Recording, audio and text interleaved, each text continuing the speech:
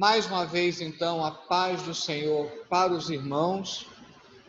Hoje nós estaremos fazendo um estudo que, na verdade, será uma análise narrativa de João, no capítulo 4, do versículo 1 ao 42, que é aquele encontro de Jesus com a mulher samaritana.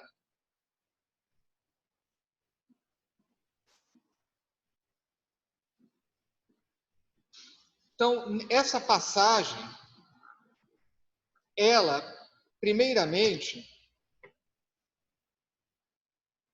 ela forma uma unidade autônoma, ou seja, eu tenho toda uma coerência interna que faz com que nós presenciemos uma unidade que vai do versículo 1 até o 42. Entretanto, essa passagem possui uma sequência narrativa, tanto com o capítulo 2, quanto com o capítulo 3. E o tema unificador são as águas. Lembrem, ali no capítulo 2, Jesus transforma a água em vinho. Lá no capítulo 3, ao conversar com Nicodemos, ele fala da necessidade de nascer da água e do Espírito. Só que aqui no capítulo 4, essa questão da água ficará muito mais sensível, muito mais clara. Mas você percebe que existe toda uma sequência narrativa que começa lá do capítulo 2. Lembrem sempre disso. A Bíblia não é uma coleção aleatória de versículos e capítulos. Eles estão todos concatenados. Agora, essa sequência, então, lá nas bodas de Caná, nesse tema das águas, põe-se um contraste entre as águas da purificação judaica, aquelas talhas com água, o objetivo era proporcionar a purificação dos judeus. Então você tem um contraste ali entre as águas da purificação judaica com o vinho do reino trazido por Jesus, que inclusive ao final do milagre, né, diz que é o melhor. Então há essa comparação.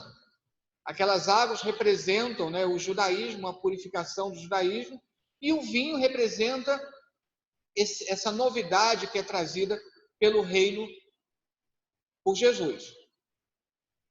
Já aqui no capítulo 4, você tem o contraste entre a água do poço de Jacó com a água viva que é oferecida por Jesus. Agora, apesar de você já ter esses paralelos lá no capítulo 2, é com o capítulo 3 que você vai ter justamente os maiores paralelos. Então, você tem um homem, Nicodemos, e a mulher samaritana. Nicodemos vai ao encontro de Jesus, enquanto que aqui no capítulo 4, Jesus ele é, entre aspas, encontrado pela samaritana. É quase como que Jesus fosse ao encontro da samaritana, embora em nenhum momento a narrativa declare isso. Mas funciona quase como que Jesus indo ao encontro da samaritana. Já lá no capítulo 3, é Nicodemos que toma a iniciativa e ele vai se encontrar com Jesus. Só que Nicodemos, o encontro se dá à noite, enquanto que aqui o encontro se dá ao meio-dia. Nicodemos é um mestre da lei, é alguém notório, alguém conhecido, tanto é que ele é mencionado por nome.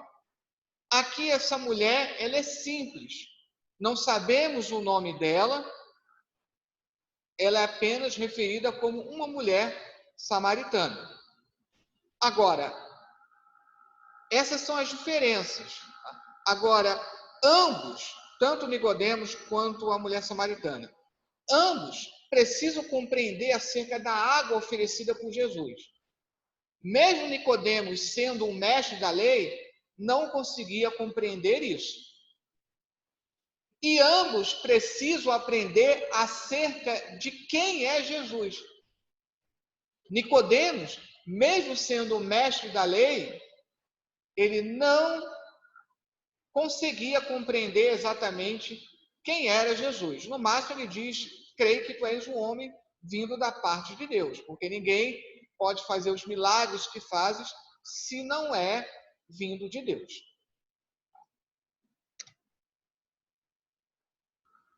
Além desse tema unificador da questão das águas, essas passagens possuem como temática comum como e quem pode servir a Deus. E, na verdade, essa resposta vai ser dada lá em 4:24. Importa que os verdadeiros adoradores o adorem em espírito e em verdade.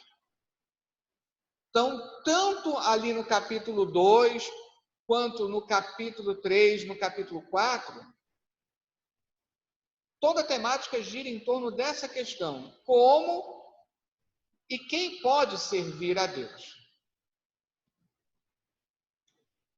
Falando aqui da samaritana, isso vai ser mais sensível, porque os samaritanos eram tidos pelos judeus como aqueles que não eram os heréticos, eram os desprezados, aqueles que não poderiam ter o conhecimento de Deus, servir a Deus.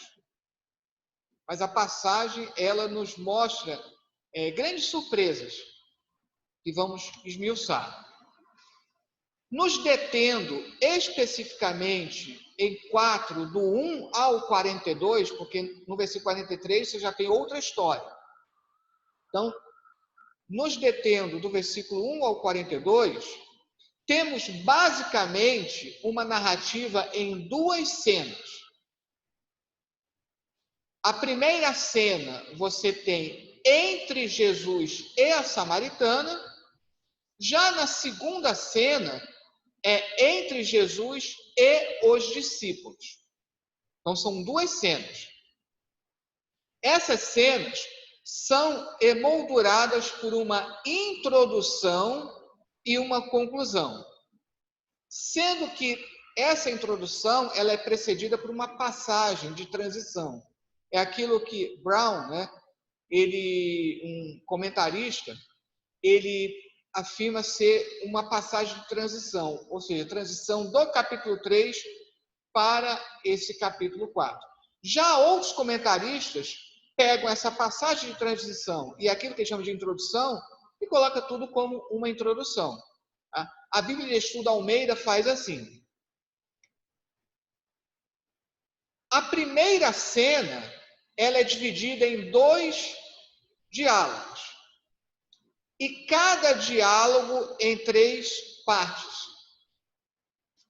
O esquema tríplice de cada diálogo obedece ao esquema pergunta, réplica, tréplica, quebrado nos versículos 19 ao 26. Outra maneira é dizer que, na verdade, existem 4 diálogos. Na verdade, é um grande diálogo entre Jesus e a samaritana, que você pode dividir em 2 ou 4.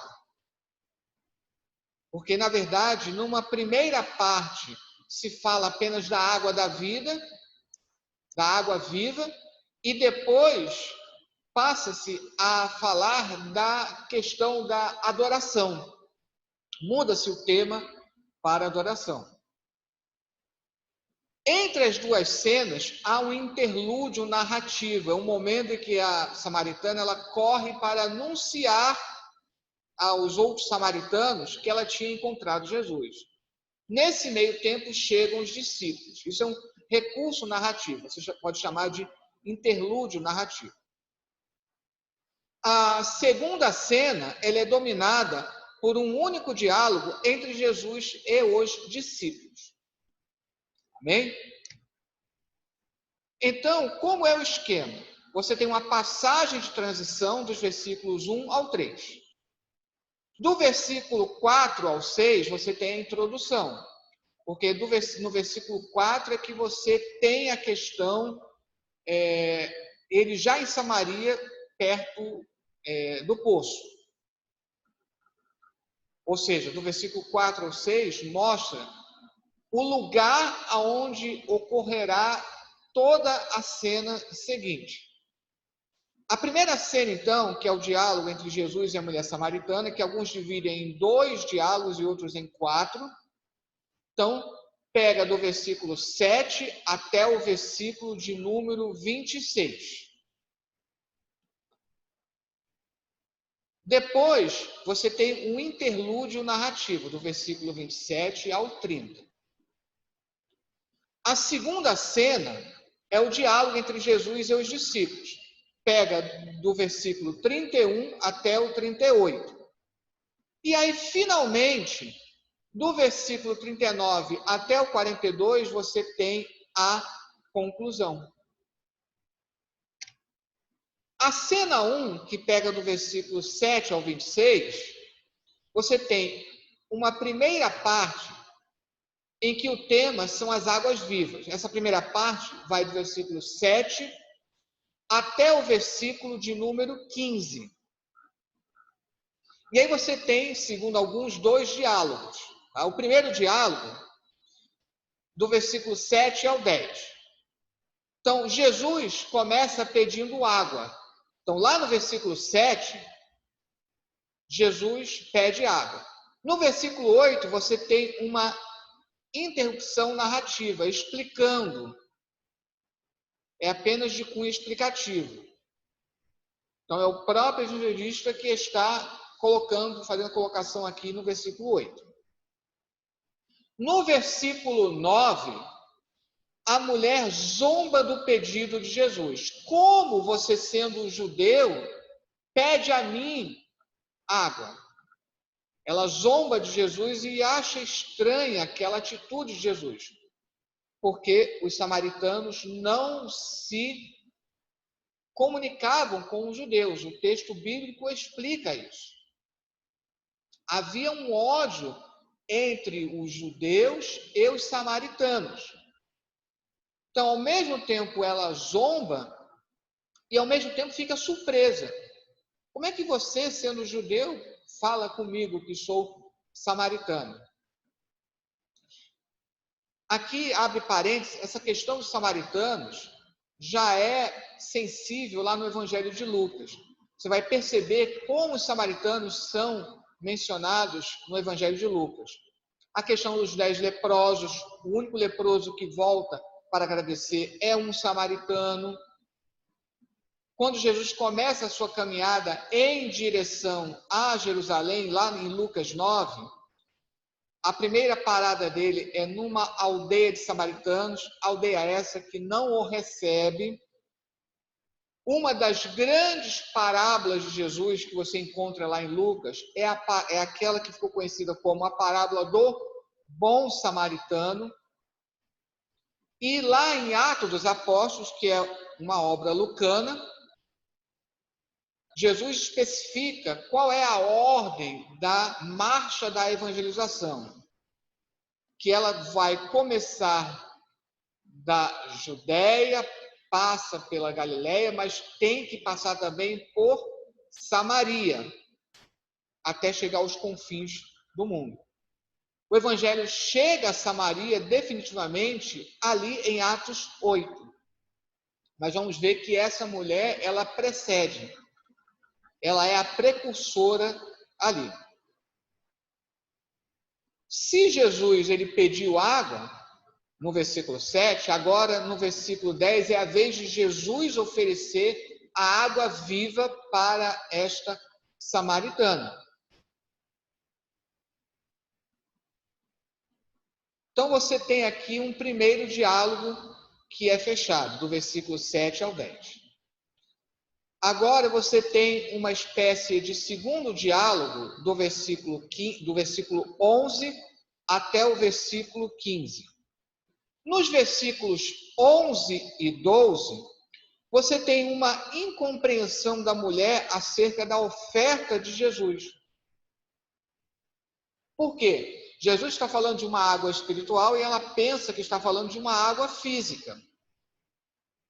Aí nos versículos 13 e 14, Jesus esclarece, mostra que ele não está falando de uma água física.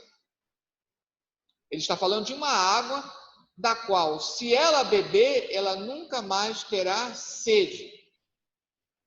Pensando que essa sede é a sede física, então a mulher, finalmente no versículo 15, pede pela água oferecida por Jesus.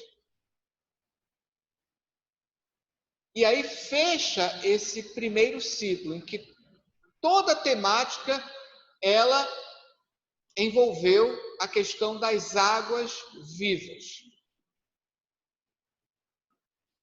Lá no capítulo 7 de João, volta a falar do tema das águas, quando Jesus diz assim, que quem beber das águas que eu lhe ofereço, aquele que crer em mim, rios de água viva fluirão do seu ser. E aí explica, ele estava falando que acerca do Espírito Santo.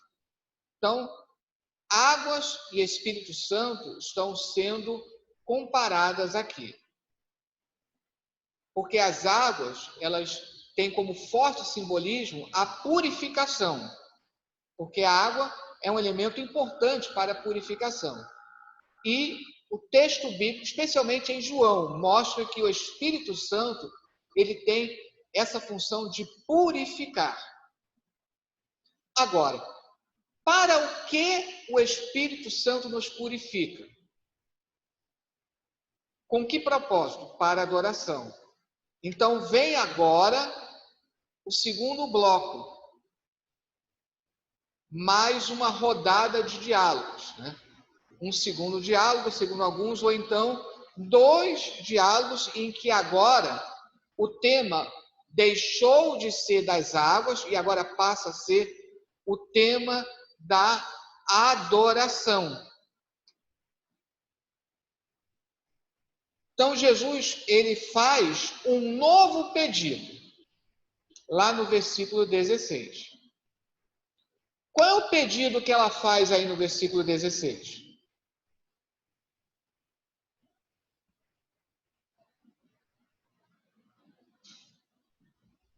Qual é o pedido que o Jesus faz para a mulher no versículo 16? Chama mandar o marido. Quem lê apressadamente a passagem, pensa que Jesus está chamando pelo marido de fato dela. E aí qual é a resposta dela no versículo 17? Não tenho marido. E aí Jesus, ele responde na segunda parte, na continuidade do versículo 17 e no versículo 18. Disseste bem, não tenho marido. Aí o que Jesus diz no versículo 18? Sim, mas disse o quê? Que ela já tinha tido o quê? 5 maridos. Aqui você tem um simbolismo, porque muitos lendo apressadamente pensam, essa mulher era uma prostituta. Aliás, várias pregações já foram dadas abordando essa questão. Só que aqui a mulher samaritana, ela tem um simbolismo que eu vou explicar mais à frente. Primeiramente, ela está representando o próprio povo samaritano. Os samaritanos, quando você vai lá em 2 Reis, no capítulo 17, a queda do reino do norte, ele proporcionou o aparecimento dos samaritanos. E esse aparecimento, ele é proporcionado pela mistura que existe entre os habitantes ali com habitantes que são trazidos de outras regiões. E ao todo, são misturados 5 povos. Como o tema é adoração, está falando justamente que a adoração dos samaritanos era uma adoração que estava prejudicada por essa mistura. Por isso eles eram odiados pelos judeus. Há alguns que também veem aqui o seguinte simbolismo. Os samaritanos, eles se separaram. Até hoje existem samaritanos lá no território, na região de Nablus, onde hoje é Nablus, a antiga Siquém, ainda existe uma comunidade de samaritanos. Dizem até que a Páscoa celebrada por eles é até mais bonita que a Páscoa dos judeus, celebrada pelos judeus, é o que dizem. E dizem alguns, porque os samaritanos, o texto bíblico deles é apenas e tão somente o Pentateuco, que são 5 livros. Ou seja, já tiveste 5 maridos, ou seja, já abraçaste a revelação do Pentateuco, mas agora você não tem nenhuma aliança, porque agora o culto ficou tão misturado que nem a fidelidade ao Pentateuco vocês teriam. Então, seja de uma forma ou de outra, existe aqui um simbolismo. Não se estaria falando de um marido de fato dessa mulher, mas estaria aqui um simbolismo. Então, fecha o primeiro diálogo, ou a primeira parte desse diálogo, né? E agora entra um segundo diálogo, no versículo 19 ao 26. Então, do 16 ao 18, ficou um pouco como simbolismo. Tanto é que fica difícil entender simbolismo, que muitos acham que está falando aqui, muitos entendem que está falando de uma mulher, de um marido de carne e osso, literal.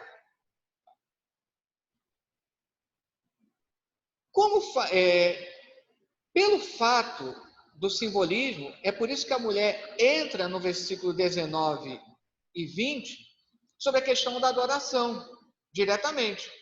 Nossos pais dizem que o verdadeiro local de adoração é aqui no Monte Gerizim, enquanto que vocês dizem que é em Jerusalém. Aqui começa uma questão bem interessante. É como hoje, quando existe uma, entre aspas, briga entre os diversos ramos do cristianismo para saber quem seria o, entre aspas, correto. A briga de denominações. Essa denominação é a correta, não, é essa outra denominação que é correta. É aqui que é o local que você achará a Deus. Não, o outro diz, não, é aqui que você encontra Deus. Há essa discussão aqui. Havia uma disputa entre os samaritanos e os judeus sobre qual seria o local de adoração aceito por Deus. Para os samaritanos, qual era o único local aceito? O Monte Gerizim. Para os judeus, qual era o único local aceito? Jerusalém. E aí no versículo 21 ao 24, Jesus vai esclarecer, especialmente no versículo 24. Jesus vai dizer, olha, é chegada a hora, e já é, que nem aqui e nem em Jerusalém, porque os verdadeiros adoradores, eles precisam adorar em espírito e em verdade. Na verdade, Jesus está retomando um tema que ele já havia sido trabalhado lá no Antigo Testamento, no livro do profeta Ezequiel. Inclusive, já foram feitos até trabalhos de comparação, né, entre algumas passagens do Evangelho de João e algumas do livro de Ezequiel.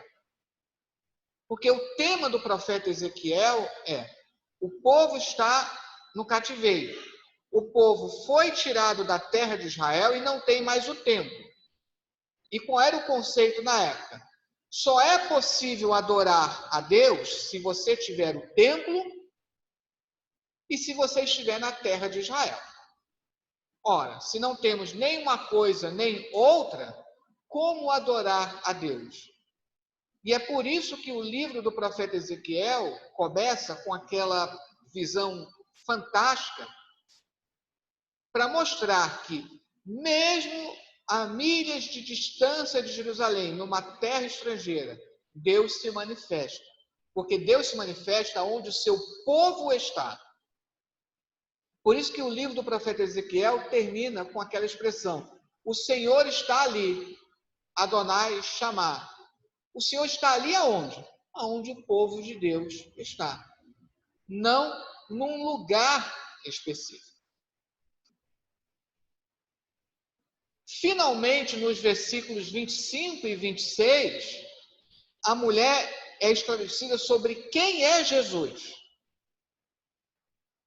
Ora, depois de ela ser esclarecida acerca da verdadeira adoração, agora ela vai ser esclarecida da identidade de quem está falando com ela.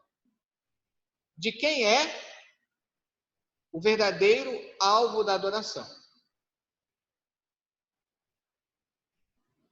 A mulher diz assim: eu sei que quando vier o Messias, ele nos anunciará todas as coisas. Como ela sabia disso? Porque nós temos muitas promessas messiânicas, muitas profecias messiânicas no Antigo Testamento. Mas nós conhecemos Isaías 53, alguns salmos, e etc e tal. Mas os samaritanos até hoje só têm o quê? O Pentateuco. Então, como? Os samaritanos se baseiam unicamente em Deuteronômio 18, a promessa de um grande profeta. Por isso que ela diz: quando vier o profeta.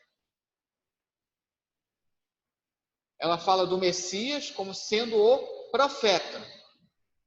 Então, quando vier o Messias, ou seja, quando vier o profeta, ele nos anunciará tudo. Porque lá em Deuteronômio 18, qual é a promessa? Eis que Deus, Moisés falando com o povo. Eis que Deus suscitará no meio de vós um profeta como eu. A ele ouvireis. E aí qual é a resposta de Jesus? Eu sou aquele quem fala contigo.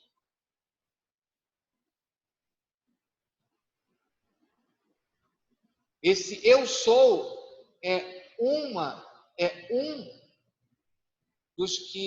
dos outros, né, que aparecem, né, no Evangelho de João. Ao todo, se não me engano, 7 vezes aparece a expressão eu sou, ego em mim. Eu sou remete automaticamente lá a Êxodo capítulo 3. Diga ao povo, eu sou o que sou. Quando Moisés pergunta, o que direi ao povo? Qual é o seu nome? Então diga ao povo, eu sou o que sou. Diga ainda mais, eu sou vos enviou. Então, eu sou passa a ser um designativo do próprio Deus. Então, essa expressão eu sou, no grego ego eimi, ela é a declaração da divindade, a autodeclaração de Jesus da divindade, da sua divindade. Do versículo 27 ao 30, você tem um interlúdio. E esse interlúdio, ele é bem interessante.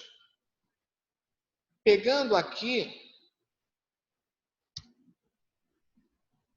texto bíblico, no versículo 27.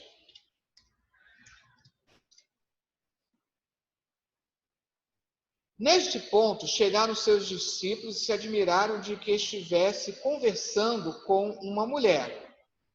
Todavia, nenhum lhe disse, que perguntas ou por que falas com ela? Então, entram os discípulos agora. Quanto à mulher, deixou o seu cântaro, foi à cidade e disse àqueles homens, Vinde comigo e vede um homem que me disse tudo quanto tenho feito. Será este, porventura, o Cristo, ou seja, o ungido? Saíram, pois, da cidade e vieram ter com ele. A mulher, ela faz esse anúncio na cidade. E aí os homens vão, então, comprovar. Enquanto isso, haverá um diálogo entre Jesus e os discípulos, enquanto esses homens não chegam. Por isso que do versículo 27 ao 30, você tem esse interlúdio narrativo.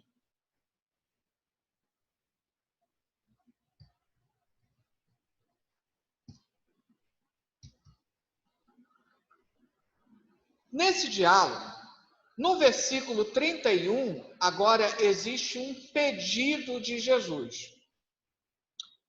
Um pedido dos discípulos. Qual é esse pedido dos discípulos? No versículo 31. Exatamente. Olha que interessante. Tudo começou falando sobre águas. Agora vamos falar de alimento.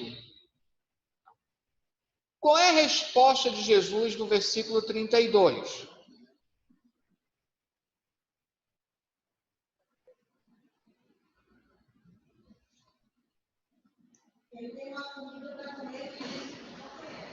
Jesus tem uma comida, ou seja, um alimento que os discípulos não conhecem. E aí, o que os discípulos pensam no versículo 33?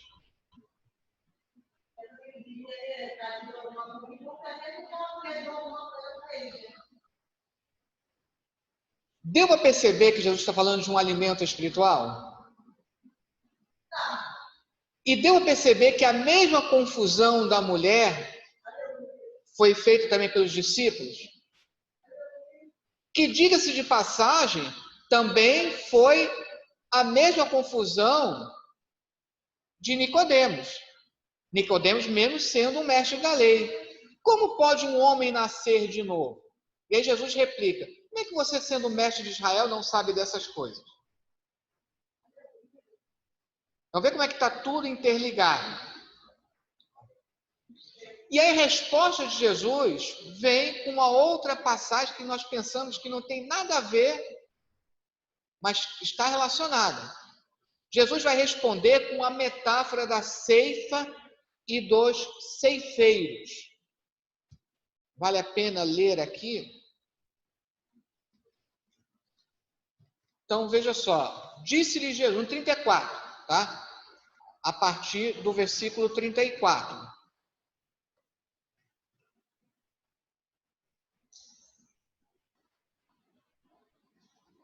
Disse-lhe Jesus: a minha comida consiste em fazer a vontade daquele que me enviou e realizar a sua obra. Não dizeis vós que ainda há 4 meses até a ceifa? Eu, porém, vos digo: erguei os olhos e vede os campos, pois já branquejam para a ceifa. Preste atenção no que Jesus está dizendo. Ergam os olhos e vede os campos. Vamos responder que campos são esses? Pois já branquejam para a ceifa. O ceifeiro recebe desde já a recompensa e entesoura o seu fruto para a vida eterna. E dessarte se alegram tanto o semeador como o ceifeiro. Pois no caso é verdadeiro o ditado: um é o semeador e outro é o ceifeiro. Eu vos enviei para ceifar o que não semeastes. Outros trabalharam e vós entrastes no seu trabalho. Olha o que Jesus está falando para eles. Eu vos enviei para ceifar o que não semeastes. Outros trabalharam e vós entrastes no seu trabalho. Vamos descobrir agora que brancos são esses, que campos são esses que estão brancos para a ceifa.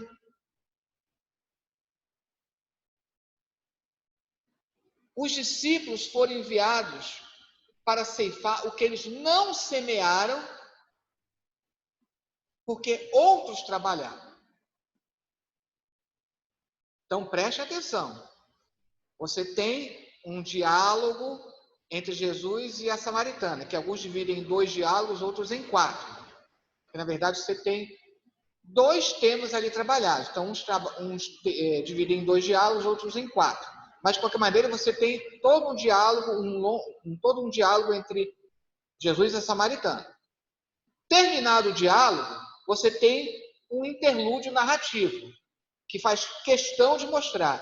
A mulher sai e vai anunciar na cidade. Enquanto isso, e ali na cidade, os homens vão acompanhar a mulher para verificar. É isso mesmo que você está dizendo? Vamos lá, conferir. E antes que eles chegam quem? Os discípulos. E aí começa esse diálogo entre Jesus e os discípulos. Quando você pensa, o que isso tem a ver com o que precedeu e com o que segue? Você vai perceber que tem tudo a ver. Jesus primeiro falou de água, agora está falando de alimento. Mas por que Jesus está falando dessa metáfora com os discípulos? Vejam agora no versículo 39. Chegam finalmente os samaritanos. Muitos samaritanos daquela cidade creram nele, em virtude do testemunho da mulher que anunciara. Ele me disse tudo quanto tenho feito. Vindo, pois, os samaritanos ter com Jesus, pediu-lhe que permanecesse com eles, e ficou ali 2 dias. Muitos outros creram nele por causa da sua palavra. E diziam à mulher: já agora, não é pelo que disseste que nós cremos, mas porque nós mesmos temos ouvido e sabemos que este é verdadeiramente o Salvador do mundo. Volta agora, que agora vai fazer todo sentido a metáfora da ceifa e do ceifador. Eu vos enviei para ceifar o que não semeaste, porque quem foi que semeou? Foi a mulher samaritana. Jesus está dizendo para os discípulos: vocês estão entrando para ceifar o que vocês não semearam, porque quem semeou foi a mulher samaritana. Outros trabalharam. A mulher samaritana trabalhou e vós entrastes no seu trabalho. Por isso Jesus puxa esse assunto com os discípulos. Agora fica clara a sequência narrativa. Porque você olha assim, do nada Jesus vai falar de ceifa e ceifeiros? O que tem a ver com o que precede e com o que vem a seguir? Agora vocês percebem que tem tudo a ver. Por isso, a mulher samaritana representa todos os povos, independente de sua origem, que precisam ser alcançados por Jesus. Não apenas ela possuía uma compreensão inadequada de como servir, mas também a quem servir. A incompreensão dos discípulos, lá nos versículos 31 a 33, na verdade, é a mesma incompreensão da samaritana. Só que os discípulos, aqui nessa passagem, continuaram sem entender. E aquela samaritana, que nunca tinha antes ouvido falar de Jesus, ela entendeu. Mesmo Nicodemos, isso é importante para entender todo o contexto que também aborda o capítulo 3. Está tudo conectado. Mesmo Nicodemos, mestre em Israel, não compreendia. Ao final, o que se esperava de um mestre em Israel e mesmo dos discípulos, ocorreu com quem? Com a samaritana. Mesmo ela sendo desprezada por causa das suas origens e práticas. Não somente compreendeu, mas ela foi e anunciou aos seus.